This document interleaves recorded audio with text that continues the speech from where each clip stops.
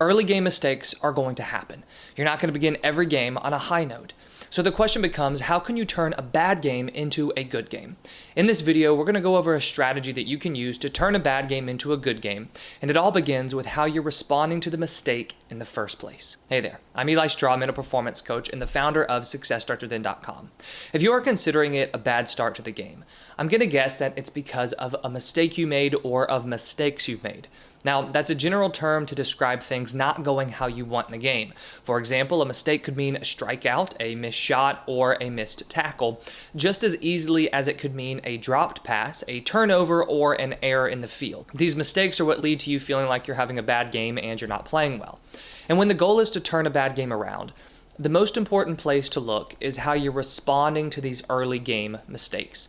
To help, let's examine the good and the bad in terms of handling early game mistakes. And so let's start with the bad. If early game mistakes tend to snowball into more mistakes moving forward, then we can say that the way you're responding to the mistakes is probably not the best way possible. With that being said, you are probably reacting in the most natural way possible, which is to get mad at yourself and upset over the mistake that you made. A lot of athletes that I've talked to and I've worked with, they've told me that they get mad at themselves because they don't want to make the mistake again. But here's the thing, we need to think about what getting mad at yourself does to your mindset. When you're angry with yourself and upset over your mistake, are you in your most confident state? Are you as focused as possible? Are you feeling capable of succeeding for the remainder of that game? Probably not.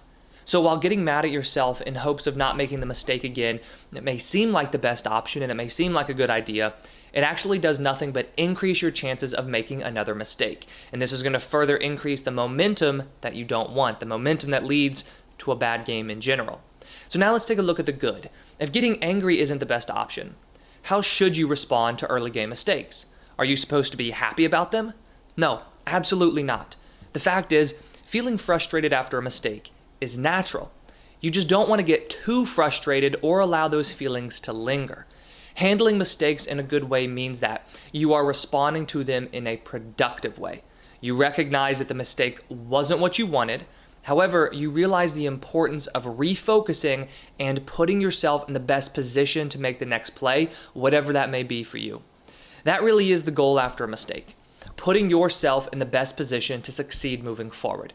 You're not happy about the mistake you made, but you recognize how hurtful it is to dwell on it and beat yourself up over the mistake. Your job is to learn, let it go, and move on. And the moving on part needs to be done with confidence. To do so, there's a strategy that you can use that's made up of two key elements: responding to the mistake and playing with confidence moving forward. So first, you want to make sure that you are responding to the mistake productively. Now, to reiterate what I said earlier, you aren't going to be happy about the mistake. That's not our goal. But you also shouldn't allow yourself to get too upset over the mistake, since that is a quick and easy way to guarantee the bad game will continue. Instead, your aim is to handle the mistake productively.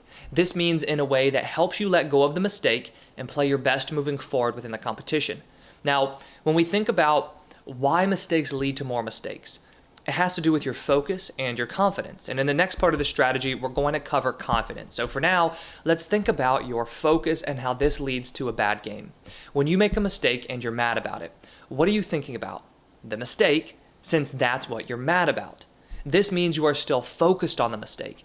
And if you're focused on the mistake, you're not going to be as focused on the task at hand. This is what can lead to careless mistakes, since you're not ready to make the next play. Also, the more you focus on the mistake, the more you will fear making another mistake. And fear is a leading cause of mistakes, since it causes you to play tight and timidly. So to let go of the mistake, you need to reclaim your focus. To do so, here's a simple process that you can follow during the game. Step number 1 is you want to breathe. Right after the mistake, if you can force yourself to take some deep breaths, this can work wonders to calm yourself down and reduce the feelings of frustration that you have. And then step 2, you want to make sure that you're learning. Once you've calmed yourself down with the breathing, ask yourself if there's anything that you can learn from the mistake.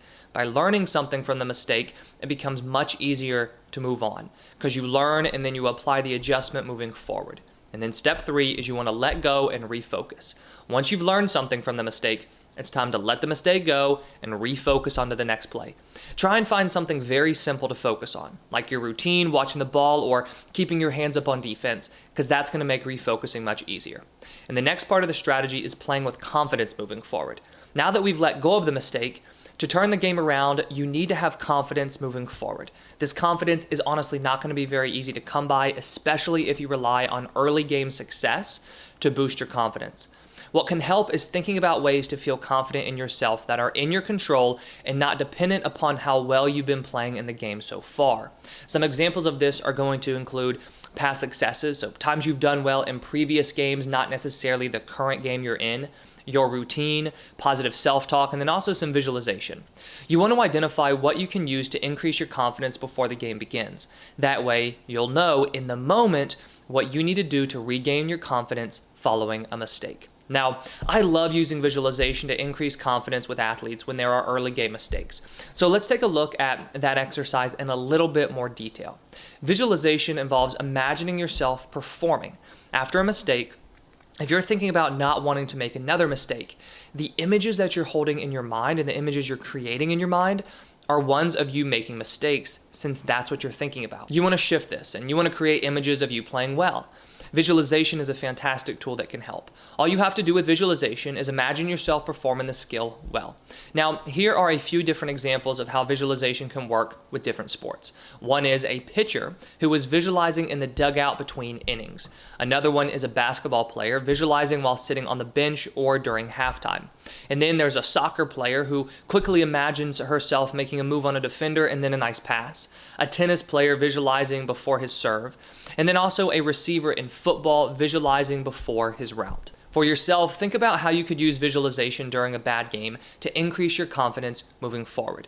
Because the more confidence you can generate, the greater your chances are of turning the game around. Now remember, to turn a bad game around into a good game, you want to make sure you are responding to the mistake well and playing with confidence moving forward. And to help, right here, I've linked two different videos, one that goes into more detail on responding to mistakes during games, and the other one that goes into detail on some confidence building exercises that you can use as an athlete. Thank you for watching, and if you have any questions, please leave them in the comments below. And if you found this video helpful, go ahead and hit that like button and subscribe if you haven't already. I put out new videos each day on sports psychology and mental training.